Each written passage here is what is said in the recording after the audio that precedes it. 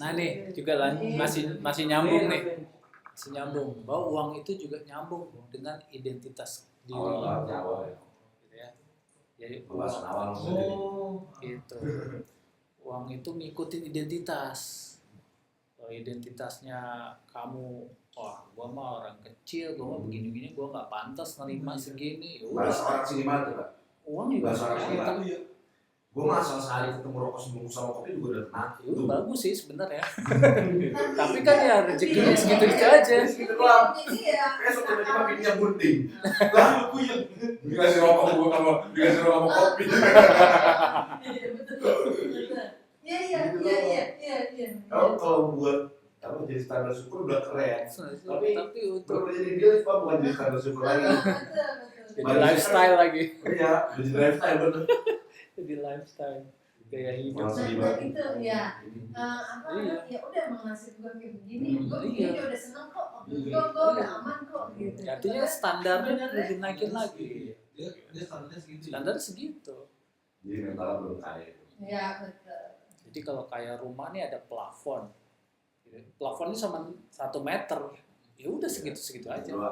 Karena dia pola pikirnya ya segitu, dia sebenarnya usaha sebenarnya segitu aja. Ya artinya apa? Dia menutupi dirinya dia sendiri dengan rezeki yang Allah berikan gitu. Dia yang membatasi. Dia nggak dia kalau tadi itu pengen kaya tapi orangnya takut nyontan, dia doa tapi dia nggak aminin dewekin.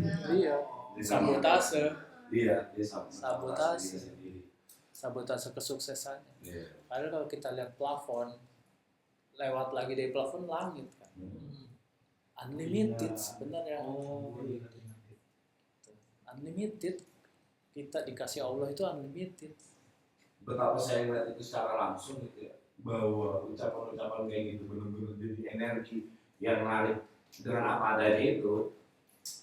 Kayak ungkapan kita tadi udah, mama teman-teman saya gitu, teman sekolah, teman usia saya gitu ya, sampai sekarang masih nongkrong main bareng.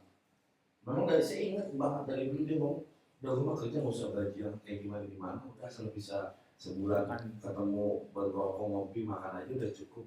Sampai sekarang gitu, ya sampai di umur yang kita, saya udah yang umur yang harus udah merit dari kapan tahu kan gitu. Yo, akhirnya sekarang blok ya apa yang jadi persoalan berarti gini, persoalan, wah kok kalau kawin terduitnya dari mana? Kan gitu. Gitu jadi. Jadi yang menakar dirinya dia sendiri, karena dengan biliknya tadi dia membatasi rezekinya dia sendiri. Benar. Terus buat anak pun gimana? Kalau bini gue gak kerja ini gimana gitu? Jadi akhirnya nggak bisa melangkah. Iya, lu jadi gimana? Iya, itu identitas kan. Iya. Kayak goals dari sini kan kita ganti identitas. Identitas apa?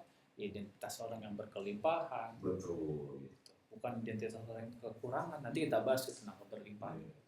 Memang nih materi ini sebenarnya ini materi primadona.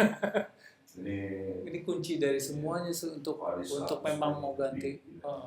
Tapi yang hadir di sini yang bersyukur, saya senang banget ya. Gitu. Jadi tuh mentalnya nih, identitas kamu kayak gimana? Karena kalau kita masih bilang identitas kita masih yang lama, ya uang juga yang lama, rezeki juga yang lama, program-program lama. Gitu ya. Jadi refleksi lagi, orang yang banyak kan orang yang berdoa minta kaya, ya kan? Malah kalau pengen cepet ya ke Gunung Kawi sana.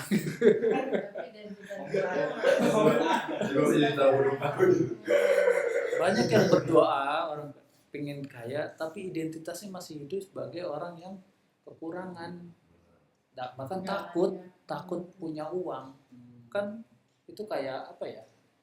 Sabotase sih akhirnya. Tuhan gimana mau ngasih gitu, ya kan? Tuhan mau ngasih nih, tapi yang minta aja bilang ya aku masih segini aja.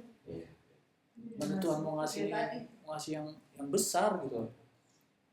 Kalau kata ulama Azhar, ulama Mesir, kan katanya ada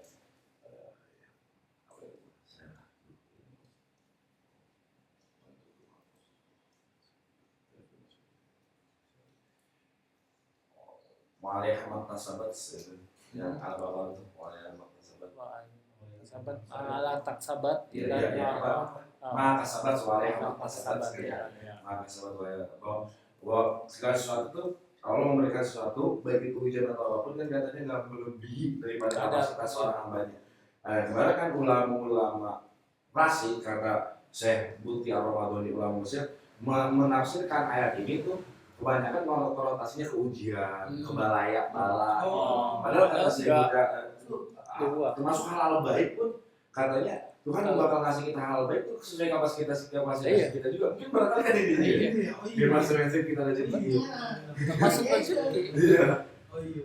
Kalau kamu jadi gini, wadah kapasitasnya ember. Mau minta Betul. airnya segunung, setoran ya kan cukup. Luber kan? Gitu. Air mintanya segelas. Mau nuang air seteko, ya luber.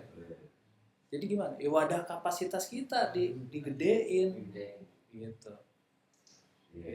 Kapasitas diri kita digedein, di-upgrade. Makanya ya program ini kan sebenarnya untuk pengen meng-upgrade kita. Gitu. Jadi wadahnya digedein, udah gitu jangan bocor. Bocor, kalau udah gede tapi masih bocor ya kita masih bohong. Tadi tuang ya nggak luber tapi bocor energinya gitu. Ya. Yang datang ke sini lah keren bener. Saya salut tuh. Malah saya tadi lupa, ini materinya tadi saya bakal lupa materinya apa. Karena apa? Udah nggak mikirin saya materinya apa. Ya udah datang aja saya mah. Saya lupa materinya apa. Saya pikir malam ini materinya yang apa reaction Minggu minggu depan. Minggu lalu. Minggu depan apa? Udah terakhir penutupan seremoni. Oh seremoni minggu depan. Iya. Minggu depan terakhir. Ini materi puncak. Gitu. Tentang uang. Gitu ya. Uang dan kesadaran.